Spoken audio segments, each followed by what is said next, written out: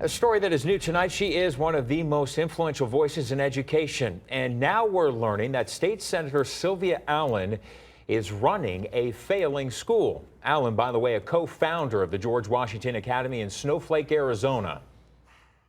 All right, this is a state-funded charter school, privately run, but it gets public dollars. It just received an F grade under the state's new A through F grading system.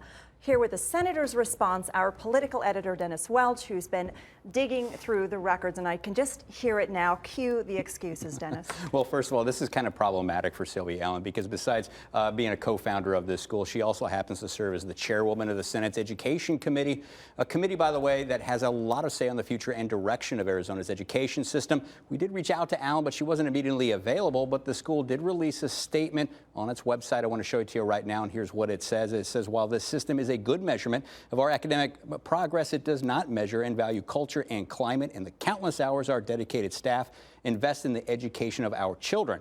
We had schools that received grades all across the spectrum, and we will continue to work closely with the Department of Education and the State Board for Charter Schools to maintain and improve our student outcomes. Now, the school on this website also pointed out that Superintendent of Public Instruction Diane Douglas was very much opposed to this new grading system.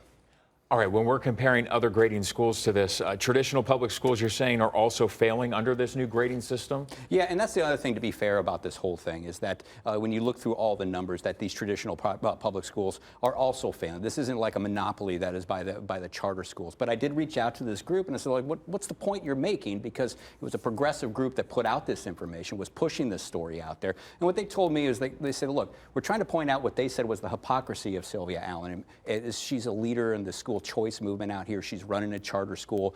They're the ones that said that there are better choices for parents in the public school system. And the point I think they're trying to make here is that they say, look, Sylvia Allen, when it's up to her, she's running a failing school. Look at the hypocrisy here. Right. I mean, it's sad when any school, for any reason, gets a failing grade, and it signals that more work needs to be done. But when you have somebody who is the chairperson of the Committee on Education for this state, Dennis, I mean, what does that say?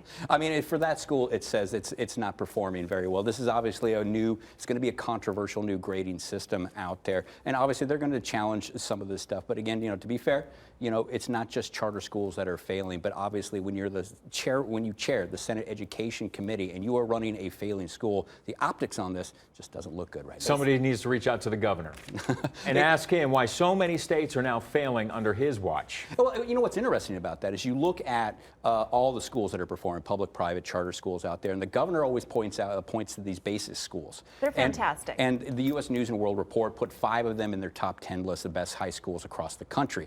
Well, there were 5, the 5 that were listed on that U.S. News World Report, 4 of them are still under review, did not get a grade, but the one that was on that report got a B grade, which is interesting. I mean, my mother would have loved it if I brought home more B grades in high school, but if you're considered one of the top 10 high schools in the country and you get a B grade by your own state, by the own people who are evaluating this, I think that's going to raise a lot of red flags. Right. The bigger picture here, we know that Arizona ranks toward the bottom of the entire country. We look at the leadership in education in this state, and one of our leaders is running a failing school, or at least has founded a failing school. It says a lot.